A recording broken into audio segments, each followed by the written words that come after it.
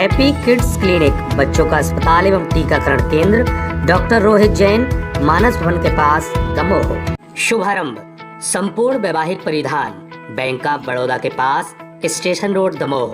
प्रधानमंत्री भारतीय जन औषधि केंद्र, संचालक रोटरी क्लब दमोह, स्थान अस्पताल चौराहा दमोह।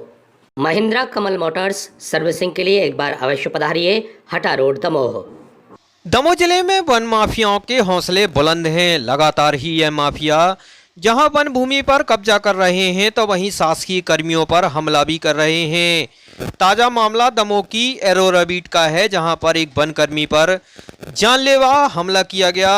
वनकर्मी को गंभीर हालत में जिला अस्पताल में इलाज के लिए भर्ती कराया गया है। दमोह जिले की वन एरोरा बीट में पदस्थ मयंक विश्वकर्मा वनकर्मी पर उस समय हमला हो गया जब वे अपनी बीट में वनों की रक्षा कर रहे थे। मामले के मुताबिक स्थानीय लोगों द्वारा वन भूमि पर अवैध उत्खनन, अवैध कटाई एवं वन भूमि पर कब्जा किया जा रहा था, जिसको लेकर वन आरक्षक द्वारा आपत्ति दर्ज कराते हुए मना किया गया था। जिस बात से खफा होकर वनकर्मी पर दबाव बनाने के लिए उस पर प्राणघातक हमला किया गया। लाठी डंडे सहित अन्य हथियारों से उस पर हमला किया गया। इस गांव के करीब 10 लोगों ने एक राय होकर वनकर्मी पर हमला किया, जिससे मयंक विश्वकर्मा नामक यह वन रक्षक गंभीर रूप से घायल हो गया, जिसे इलाज के लिए जिला अस्पताल में भर्ती कराया गया है। वहीं वन रक्षक ने अपने ऊपर हमले के बारे में विस्तार से जानकारी दी।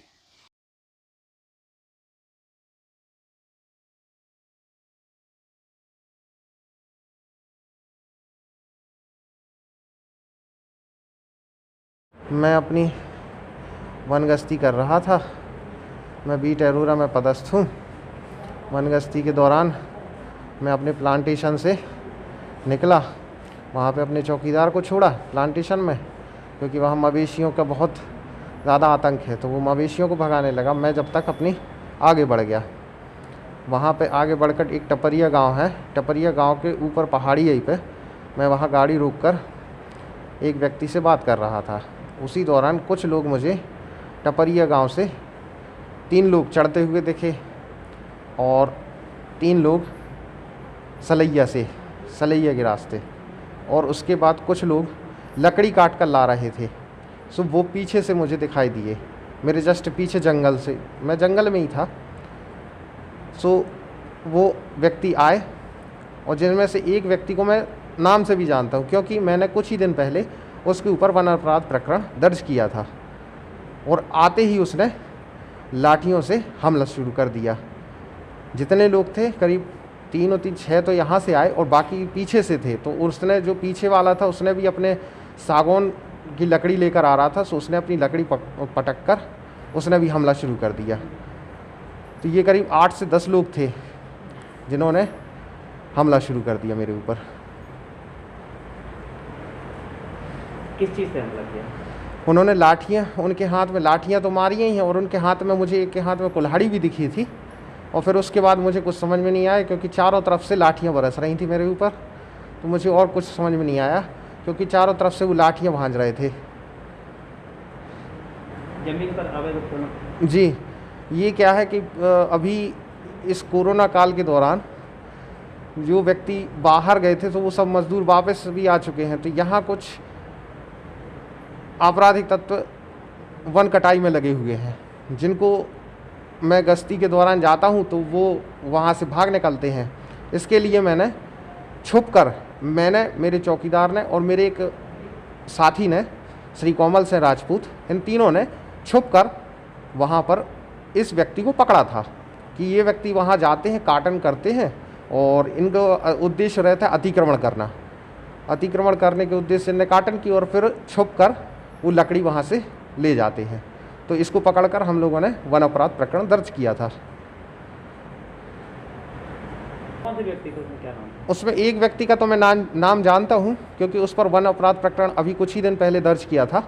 उसका नाम है रोहिणी पाल। ये सलैया गांव का है, रोहिणी पाल। उसको तो मैं नाम से जानता हूँ, बाकी मैं बाय फेस जानता हूँ। कुछ टपरिया गांव के हैं, ये उसी के परिवार के हैं, ये पाल ही हैं। और बाकी पीछे से वार करने वाले मुझे कुछ समझ में नहीं आया, क्योंकि हमला हो गया था मेरे ऊपर, तो मैं फिर समझ नहीं पाया। बाकी ये 3-4 लोगों को तो मैं पहचानता हूँ और एक का मैं नाम ही जानता हूँ, क्योंकि उस पर मैंने वन अपराध प्रकरण दर्ज किया है कुछ ही दिन पहले। हॉस्पिटल कौन लेकर आया? हॉस्पिटल पहले तो मैंने मुझ पर कुछ समझ ही में नहीं आ रहा था, मुझ पर बन ही रहा, तो मुझे होश ही नहीं था। तो जैसे मुझे होश सा आया मैं संभला, और इसके बाद मैंने अपने डिप्टी साहब को लगाया और रेंजर साहब को लगाया। तो इनका रेंजर साहब का कवरेज में जा रहा था, डिप्टी साहब का फ़ोन नहीं उठ रहा था। इसके बाद मैंने DFO साहब, SDO साहब को और डायल 100 को लगाया और अपनी घटना की सूचना फ़ोन पर जैसे भी बन पड़ी सो दी।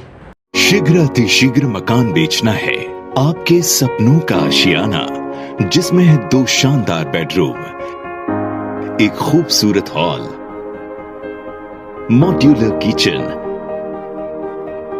कारपोर्च और डबल लेट बाथ, बहुत ही कम कीमत में।